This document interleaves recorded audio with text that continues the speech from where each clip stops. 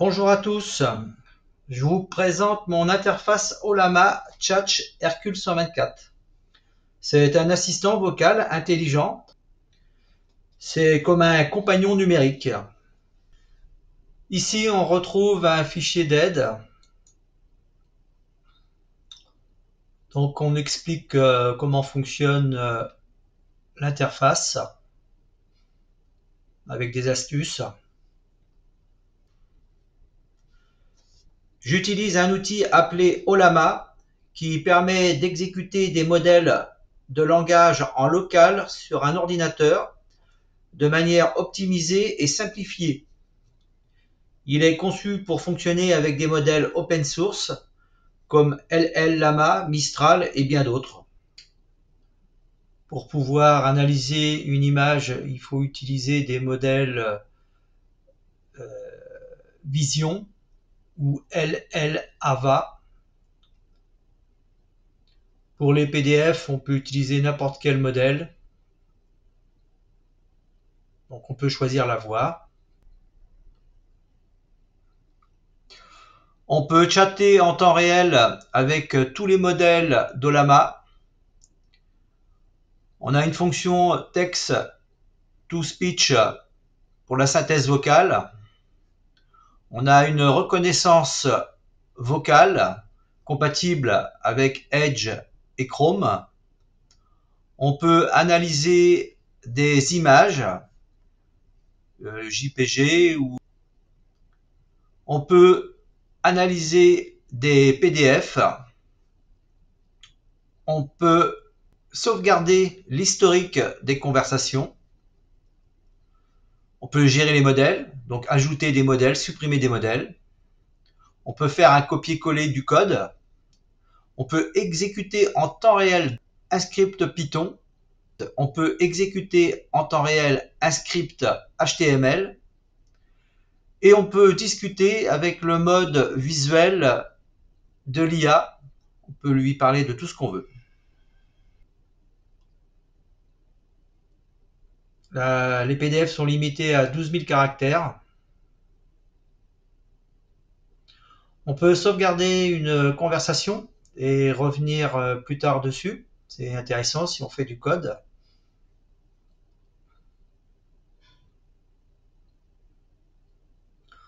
On peut faire un copier-coller du code aussi. On va voir ça plus tard. On peut télécharger des nouveaux modèles sur le site dollama.com dans Librairie. Comme on peut voir, j'ai pas mal de modèles d'installer. Alors pour installer un modèle, c'est pas très compliqué. On retourne sur notre librairie. On prend un modèle. On va prendre celui-ci. On va prendre un 4B, 4 milliards de paramètres. Alors, ici on a le nom du modèle. Mais le nom n'est pas entier. Ce qui nous intéresse, c'est le nom entier. Donc on reclique dessus et là on retrouve le nom entier. Qwen 2.4 milliards de paramètres.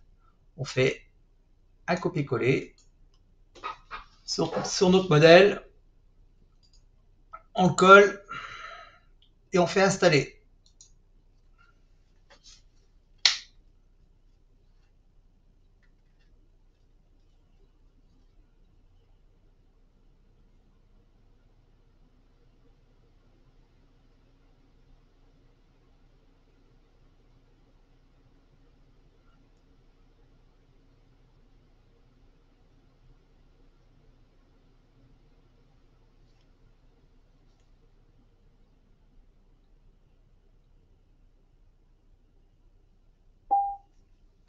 Voilà, le nouveau modèle est installé.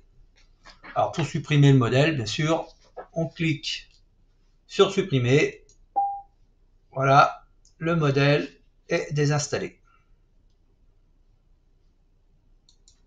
Donc ça, c'est pour la gestion des modèles, pour installer et supprimer les nouveaux modèles. Ici, nous avons un menu déroulant. Donc les modèles qui sont téléchargés, on les retrouve ici et on peut les utiliser comme on veut.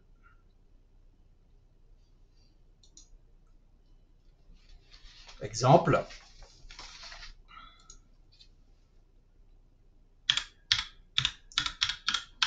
Bonjour. J'envoie. Alors, lorsqu'on utilise le modèle, il mettra toujours un peu de temps lors de la première utilisation, le temps qu'il soit chargé en mémoire. Ensuite, ça va beaucoup plus vite. Voilà la réponse. Donc, on va lui poser une question toute simple.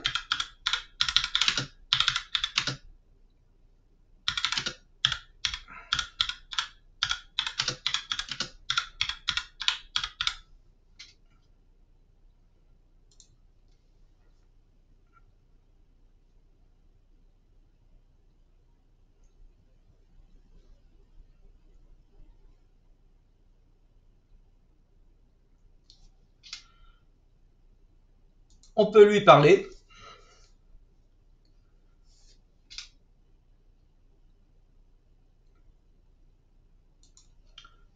Donne-moi la distance de la Terre au Soleil.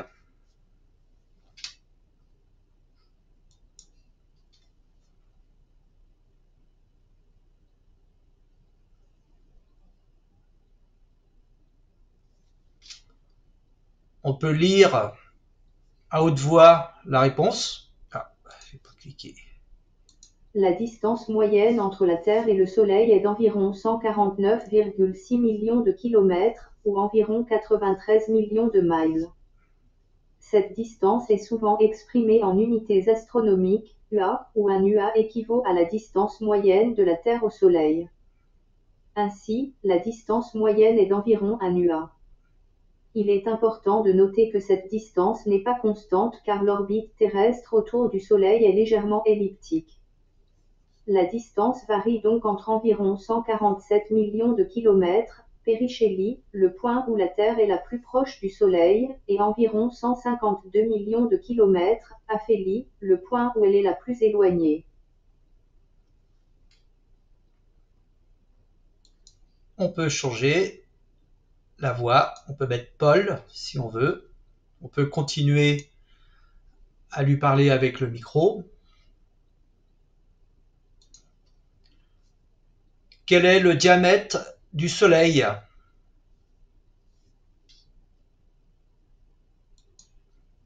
Le diamètre du Soleil est d'environ 39 millions de kilomètres. Pour mettre cela en perspective, il est environ 109 fois plus grand que le diamètre de la Terre, qui est d'environ 2742 km.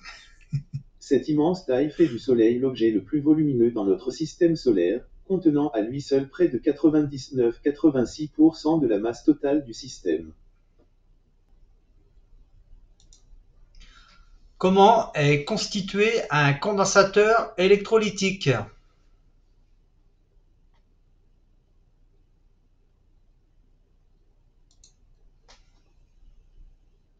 Bonjour. Un condensateur électrolytique est une composante électronique qui stocke l'énergie électrique dans un matériau isolant, entre deux plaques séparées par un isolant, plaque d'aluminium ou de cuivre, et un électrolyte. Il est constitué de trois parties principales. 1. Les plaques métalliques, elles sont généralement en aluminium ou en cuivre, et sont séparées par une isolation. L'isolation, elle est faite d'un matériau isolant tel que le papier de verre, le polypropylène ou le polyéthylène. L'électrolyte, c'est un liquide ou une pâte qui contient de ions mobiles et permet la charge du condensateur. Les électrolytes les plus communs sont l'eau avec de l'acide sulfurique, le silicone et le polypropylène. Le fonctionnement d'un condensateur électrolytique est basé sur la capacité d'accumulation d'électricité entre ces deux plaques métalliques. Lorsque l'on applique une tension à un condensateur électrolytique, les ions mobiles de l'électrolyte se déplacent vers les plaques métalliques pour équilibrer les charges électriques. Cela permet d'accumuler de l'énergie électrique dans le condensateur. Il est important de noter que les condensateurs électrolytiques sont sensibles à la polarité, il faut donc s'assurer que la tension appliquée soit positive sur une plaque et négative sur l'autre pour ne pas endommager le condensateur. Enfin, il est possible de fabriquer un condensateur électrolytique en suivant les étapes suivantes. 1. Placer deux plaques métalliques séparées par une isolation. Appliquer un électrolyte entre les deux plaques. Charger le condensateur pour la première fois avec une tension appropriée et en respectant la polarité. Vérifier que le condensateur fonctionne correctement en mesurant sa capacité. On va analyser une photo. Alors pour analyser une photo, on ne peut pas prendre n'importe quel modèle. Il faut un modèle Vision ou L-Lava.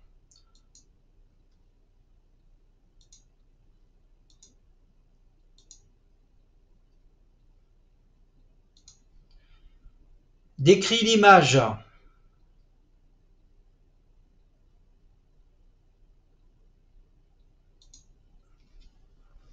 L'image montre un circuit électronique sur papier graphique avec des composants électroniques, des lignes et des symboles représentant les connexions entre les composants. Le circuit est dessiné à l'aide d'un logiciel de conception assisté par ordinateur, KO, ou d'une application spécifique pour la création de schémas électriques. Les composants électroniques sont représentés par des symboles standardisés, tels que les résistances, les condensateurs et les diodes. Les lignes et les symboles utilisés dans l'image sont typiques d'un schéma électrique et indiquent la connexion entre les composants. Les connexions entre les composants sont représentées par des lignes droites ou courbes qui relient les symboles de chaque composant. L'image montre un circuit électronique complet avec plusieurs composants, ce qui suggère qu'il s'agit d'un projet de conception de circuits électriques. La présence de résistances, de condensateurs et de diodes indique que le circuit est destiné à traiter des signaux électriques ou à contrôler la circulation du courant. En général, l'image représente un schéma électronique complet avec plusieurs composants qui travaillent ensemble pour réaliser une fonction spécifique.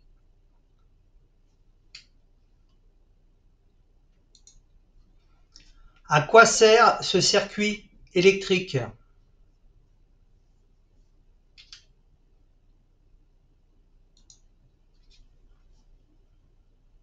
Ce circuit électrique est probablement utilisé pour protéger les circuits électriques contre des surtensions ou des courants de court-circuit, en limitant la tension et le courant qui peuvent être appliqués aux composants. Il peut également être utilisé pour réguler la tension d'alimentation d'un circuit électronique. Le circuit comprend un diode ZNE, qui est un type de diode spécialement conçu pour limiter la tension à une valeur fixe. Le diode ZNE est connecté en série avec le composant que l'on souhaite protéger et est alimenté par une source de tension externe. Lorsque la tension appliquée au circuit dépasse la valeur limitée par le diode ZNE, celui-ci commence à conduire un courant important, ce qui réduit la tension appliquée au composant. Ce circuit électrique est probablement utilisé pour protéger les circuits électriques contre des surtensions ou des courants de court-circuit, en limitant la tension et le courant qui peuvent être appliqués aux composants. Bon, comme on peut voir, c'est pas parfait. Il n'y a pas de diode Zener, c'est plutôt géré par des amplis hop.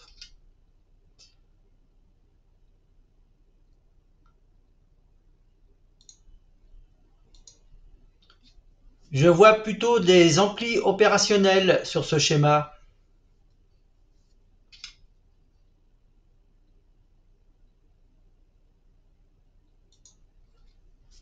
Oui, vous avez raison. Je me suis trompé dans mon analyse précédente. Le schéma que vous avez fourni est en effet un circuit d'amplification utilisant des amplificateurs opérationnels. Les composants principaux du circuit sont les deux amplificateurs opérationnels U1 et U2, qui sont connectés en cascade pour amplifier la tension d'entrée. Le premier amplificateur opérationnel, U1, est configuré comme un amplificateur différentiel, avec l'entrée haute tension connectée à l'entrée négative de l'amplificateur et l'entrée basse tension connectée à l'entrée positive. Pas mal. Le second amplificateur opérationnel, U2, est configuré comme un amplificateur non inverting, avec la tension d'entrée connectée à l'entrée positive. Le circuit utilise également des résistances de sortie et d'entrée pour ajuster les gains de chaque étage. Les condensateurs C1 et C2 sont utilisés pour fournir une polarisation aux amplificateurs opérationnels, tandis que le diode D1 est utilisé comme protection contre la surtension. En résumé, ce circuit d'amplification utilise des amplificateurs opérationnels en cascade pour amplifier la tension d'entrée. Les résistances de sortie et d'entrée sont utilisées pour ajuster les gains de chaque étage, tandis que les condensateurs et le diode fournissent une polarisation aux amplificateurs opérationnels et protègent contre la surtension. Pas mal, pas mal.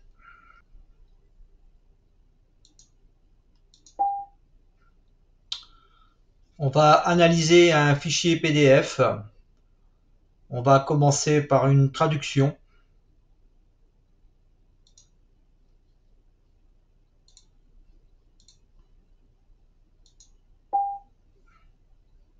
Donc le PDF est en mémoire.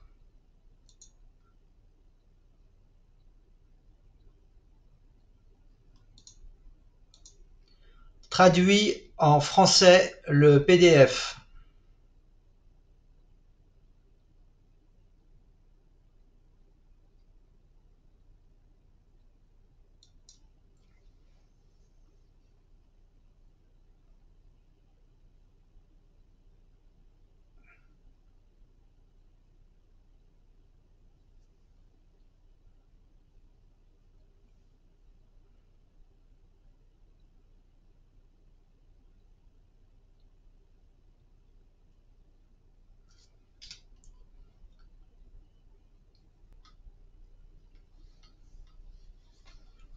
Donc voilà, le sujet c'est les caractéristiques d'une diode Schottky.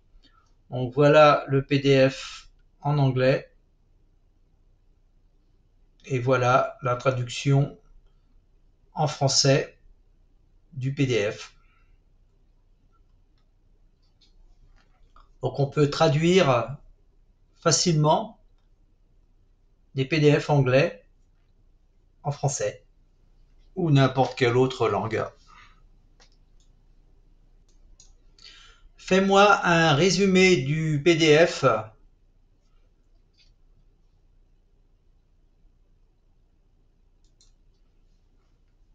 Voici un résumé du PDF. Les diodes de Schottky sont des dispositifs semi-conducteurs qui offrent des caractéristiques électriques uniques en raison de leur jonction métal-semi-conducteur. Elles présentent des avantages tels que des débits de tension inférieurs, des temps de commutation rapides et une capacitance de jonction basse, ce qui les rend idéales pour des applications d'efficacité énergétique, de haute fréquence et RF. Cependant, elles présentent également quelques inconvénients tels que un courant de fuite élevé et une sensibilité aux températures, ce qui nécessite une sélection soigneuse en fonction de l'application.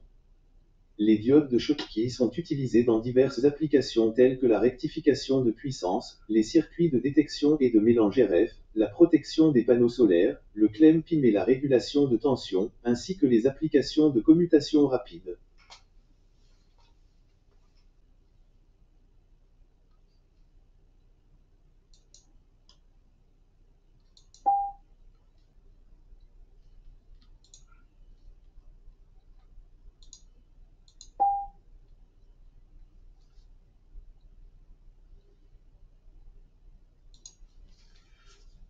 Décris-moi le PDF et fais un résumé.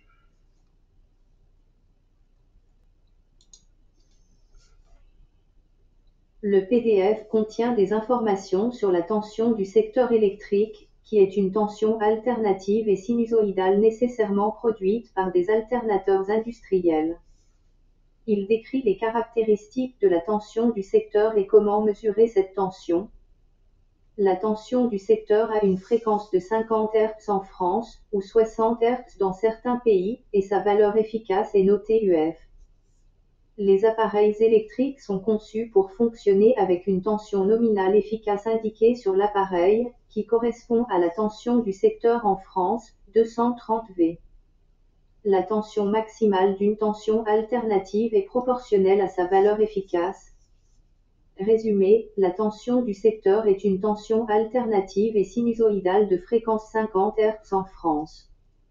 Sa valeur efficace est notée UF. Les appareils électriques sont conçus pour fonctionner avec une tension nominale efficace indiquée sur l'appareil, qui correspond à la tension du secteur en France, 230 V. La tension maximale d'une tension alternative est proportionnelle à sa valeur efficace.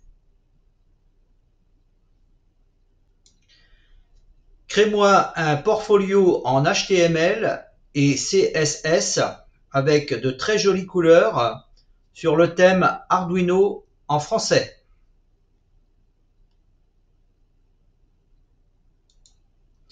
J'utilise le modèle DeepSeek R1, 14 milliards de paramètres. C'est un modèle avec raisonnement. Donc il va d'abord réfléchir et ensuite il va nous créer son code.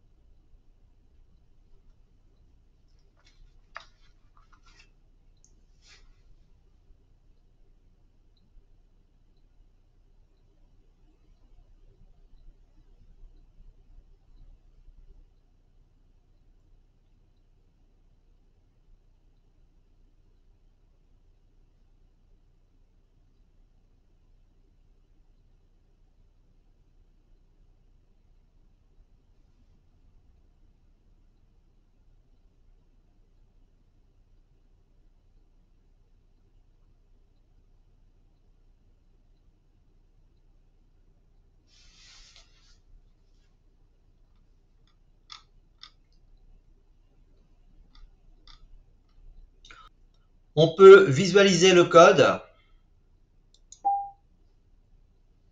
Donc voilà la page HTML. Bon, pour un début, c'est pas mal.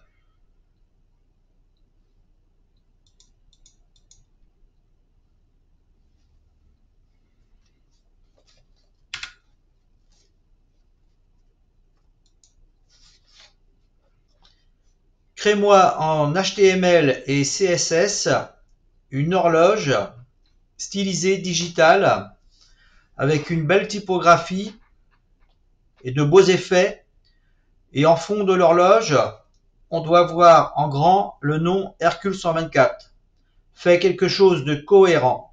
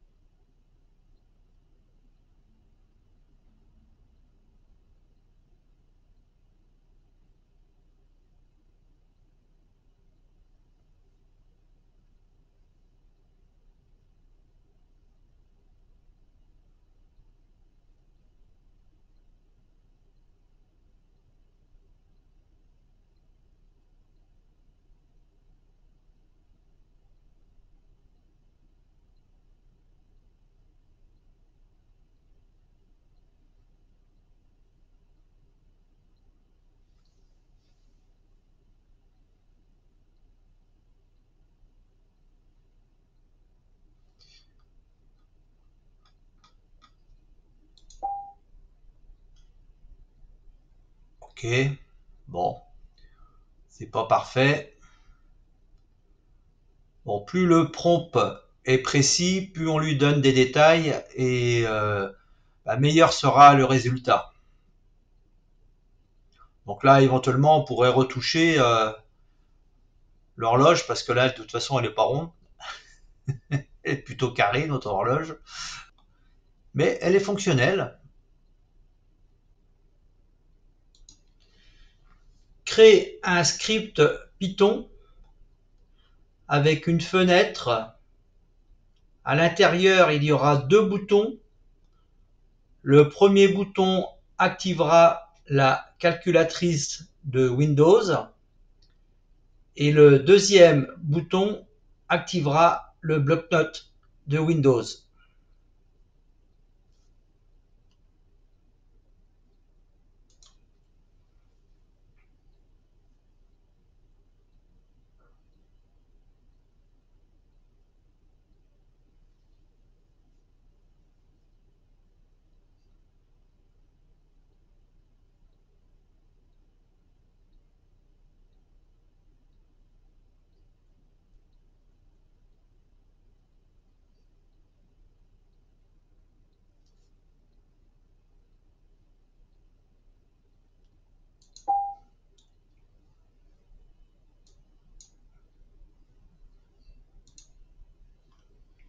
OK. La calculatrice. Et le bloc-notes.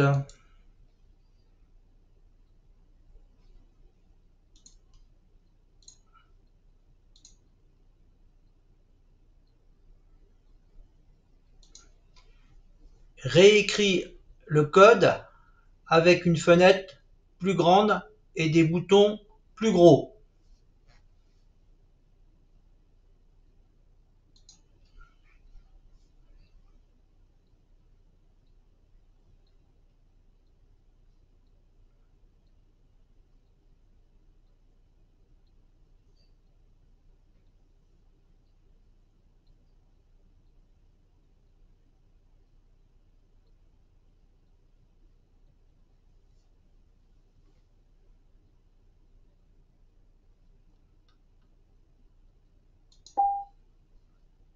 Ah oui.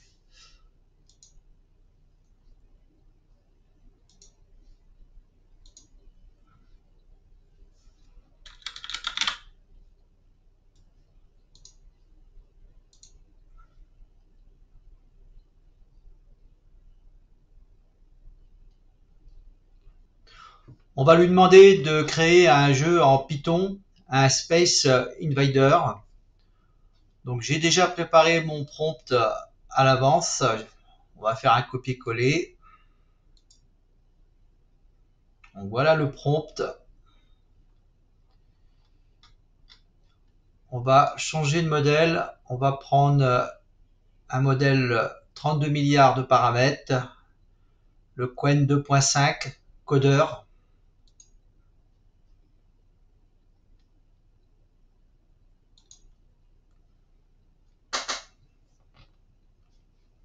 Il va charger en mémoire le modèle.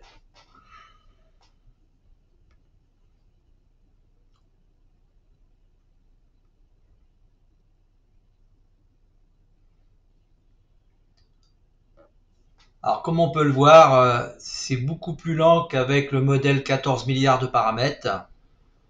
Donc c'est normal, ça sollicite plus de puissance et ça demande plus de mémoire aussi.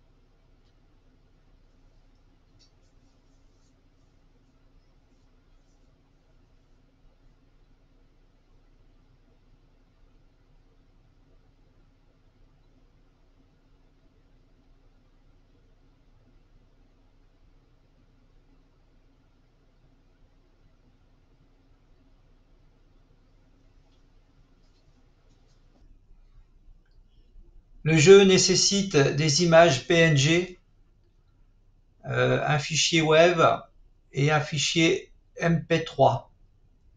Il faudra installer la bibliothèque Pygame pour qu'il puisse fonctionner.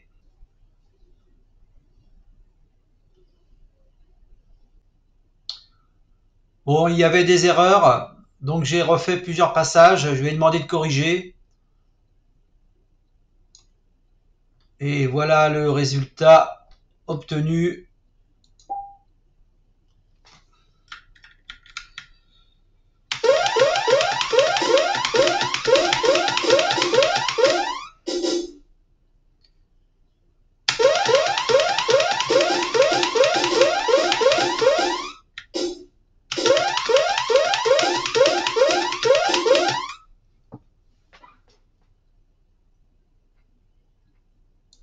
On va faire un code pour une carte Arduino Nano.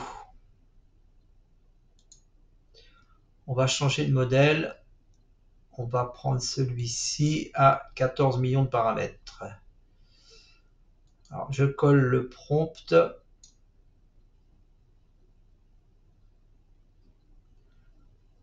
Donc, je lui demande de faire un code pour une carte Arduino Nano. Il y a 7 LED de connectés sur les broches D1 jusqu'à D7. Fait clignoter les 7 LED afin d'obtenir un effet comme la voiture de K2000 et affiche dans le LCD Chat Hercule 124.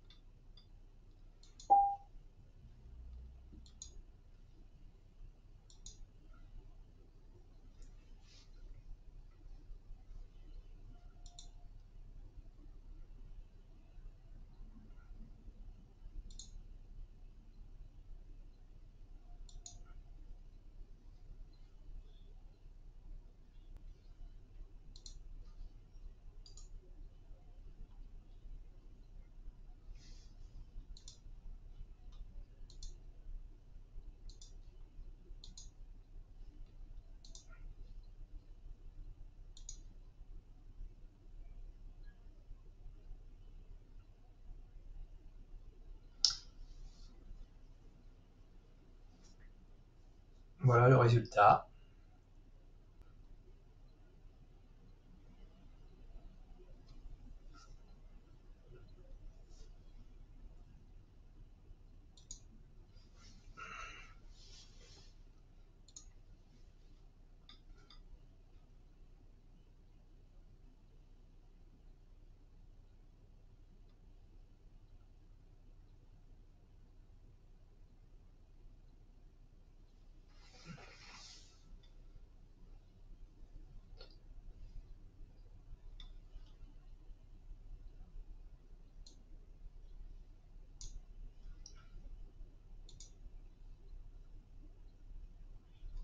Voilà, on peut faire du code pour les Arduino.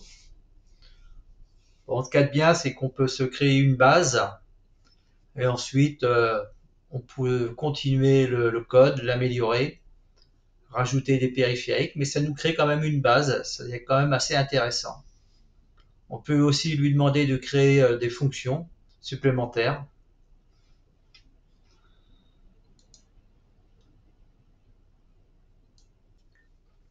Alors ce bouton-là, c'est le bouton visage, le mode visuel. Alors ça sert à quoi? C'est un petit rajout que j'ai fait. En fait, c'est un chat conversationnel. Euh, on peut parler avec l'IA de tout ce qu'on veut.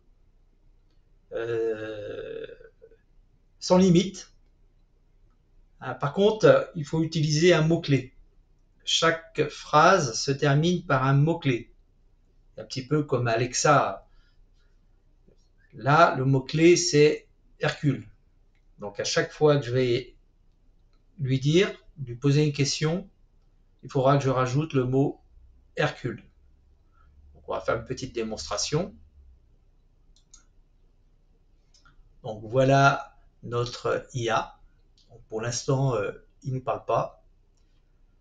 Il n'est pas interactif, il n'y a pas le morphing. C'est un objet 3D, mais la bouche ne bouge pas, les yeux ne bougent pas. C'est trop compliqué à faire, j'ai essayé et ça n'a jamais fonctionné. Donc on va rester sur le mode simple. Bonjour Hercule. Bonjour. Comment puis-je vous aider aujourd'hui? Parle-moi de Benjamin Franklin, Hercule.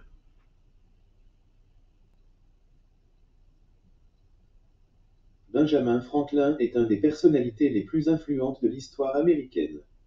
Il est né le 17 janvier 1706 et est décédé le 17 avril 1790. Auteur, physicien, inventeur et diplomate, il joua un rôle important dans la fondation des États-Unis d'Amérique. Franklin est connu pour ses nombreuses inventions telles que les lunettes à courbure sphérique, le volant de voiture, la balance anémométrique et l'alarme à feu, mais il fut également un des pionniers de l'électricité.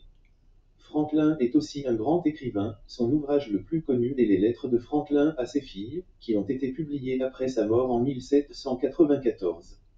Il est également célèbre pour son humour et son style de vie simple. Enfin, Benjamin Franklin occupa plusieurs postes importants dans l'histoire américaine. Il fut un des signataires de la Déclaration d'indépendance en 1776, il fut le premier ambassadeur américain en France, et il fut président du Congrès continental de 1785 à 1786. Ainsi, Benjamin Franklin est un des personnages les plus importants dans l'histoire de l'Amérique. Sa contribution à la science, à l'écriture et à la politique a eu une influence durable sur le développement du pays. À quelle date a-t-on découvert le magnétisme, Hercule?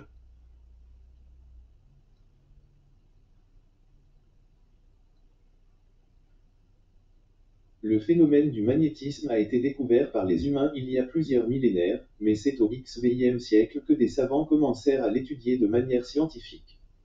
Un des premiers à s'intéresser aux propriétés du magnétisme est le philosophe suédois Magnus Gilberti, 1488 à 1551, qui fut l'un des premiers à établir une théorie sur les causes de ce phénomène. Il a également effectué des expériences avec la loupe à émer, un premier appareil permettant d'étudier le magnétisme terrestre. Mais c'est au XVIe siècle que l'on peut considérer qu'on a commencé réellement à comprendre les propriétés du magnétisme avec des travaux de William Gilbert, 1544 à 1603, qui est connu pour son ouvrage de Magnétisme, qui est le premier livre dédié à l'étude du magnétisme. Ainsi, la découverte du magnétisme n'est pas datée d'une seule date, mais elle s'étale sur plusieurs siècles et c'est au XVIe siècle que les premiers pas ont été faits pour comprendre ce phénomène naturel. J'ai entendu parler que l'orage est dangereux pour les panneaux solaires voltaïques qui se trouvent sur les toits, Hercule. Ça dépend de la forte ou faible intensité du rayonnage, mais en général, le rayonnement solaire peut avoir un effet négatif sur les panneaux solaires photovoltaïques.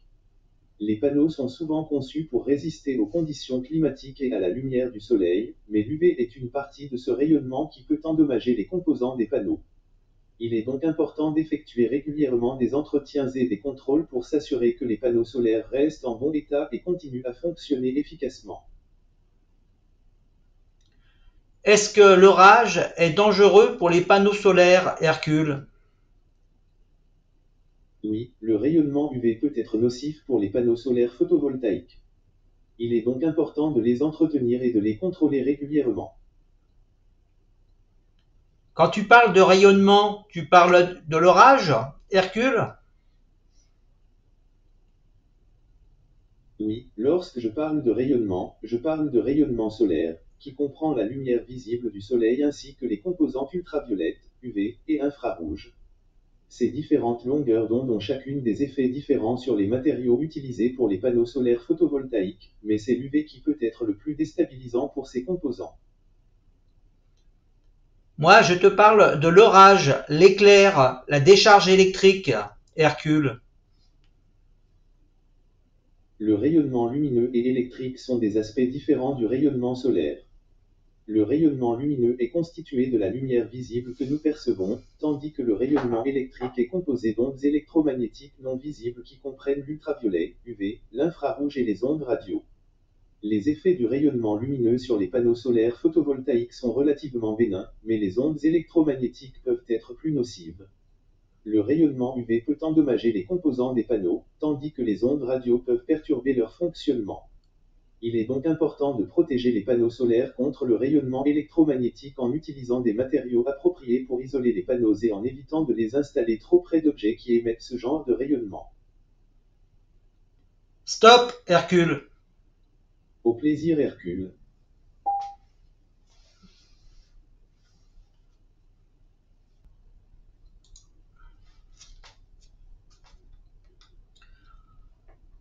C'est une application React de chat utilisant Ollama.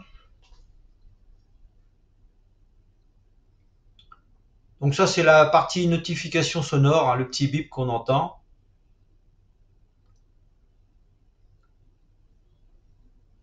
Alors le hook, c'est une fonction en React qui ajuste dynamiquement la hauteur du champ du texte. Hook personnalisé pour redimensionner automatiquement les textes Terra. Alors la mémoisation, ça empêche le rendu inutile dans la partie message. Le useEffect, il y en a pas mal dans le code. Il est là pour surveiller des changements de variables et réagir en conséquence, apporter des effets secondaires comme l'appel des API ou d'un timer.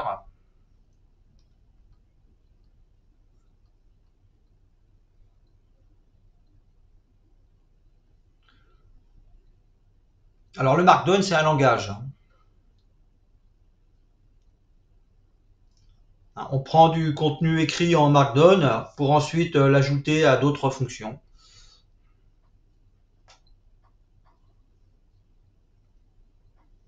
Donc voilà.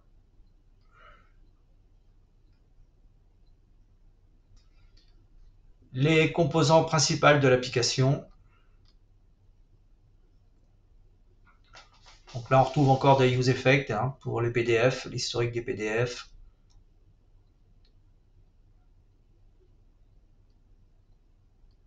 Alors il y a deux modes de reconnaissance, de reconnaissance vocale.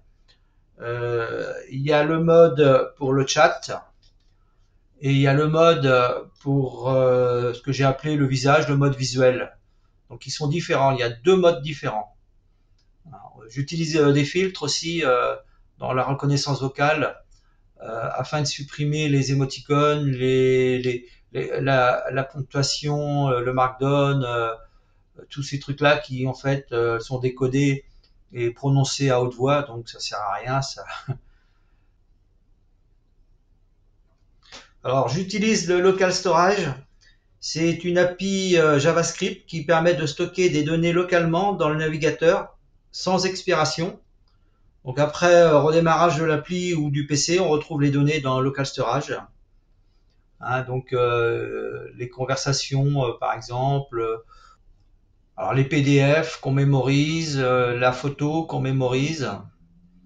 Alors bien sûr on peut effacer comme on veut ces données. Ici il suffit de cliquer sur la corbeille ou dans l'appli, si on clique ici, on efface toutes les données qui sont en cours.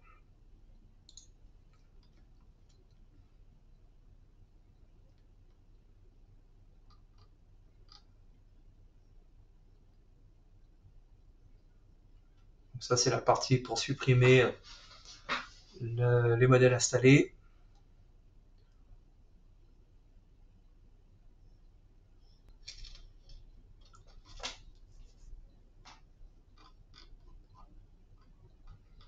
Bon voilà, donc je vais pas faire tout le détail parce qu'on va en avoir pour des heures. Donc il y a pas mal de code. Alors, il y a pas mal de fonctions qui sont écrites avec l'IA. Après, je les ai collés, je les ai assemblés comme j'ai pu, je les ai corrigés parce qu'il y a pas mal de problèmes. Alors j'ai utilisé DeepSeek pour les fonctions. Alors ça m'a pris du temps, hein, j'ai mis plus d'un mois et demi pour assembler tout ça. Donc ça, on retrouve encore du Markdown avec les boutons. Donc voilà pour la partie code. Donc il y a des commentaires. Le code est open source. Alors voilà l'appli. Comme on peut voir, il y a pas mal de fichiers, répertoire, le SRC. Alors pour que tout ça fonctionne, bien sûr, il faut installer Python. Hein, moi j'ai la version 3.10. Bon, j'ai installé aussi le JIT là, pour le JTube, mais je ne sais pas trop si je vais l'utiliser. Je vais voir.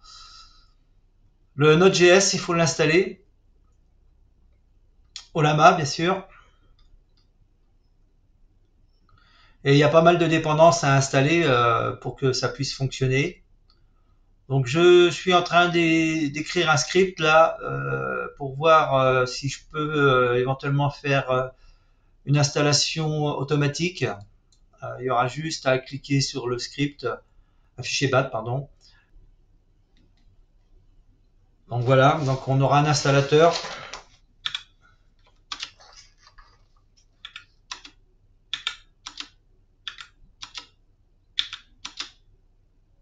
Voilà, c'est pas fini, j'ai pas encore testé. J'essaierai sur mon deuxième PC, voir si tout ça fonctionne, et ensuite je mettrai à disposition le code. Alors je ne sais pas si je le mettrai sur JTube, j'ai eu des problèmes avec JTube, donc j'hésite. JITLab pareil, ça marche pas bien non plus. Donc je suis en train de réfléchir à ça, et dans la prochaine vidéo, j'expliquerai comment l'installer, je mettrai à disposition tous les fichiers. Merci d'avoir regardé cette vidéo.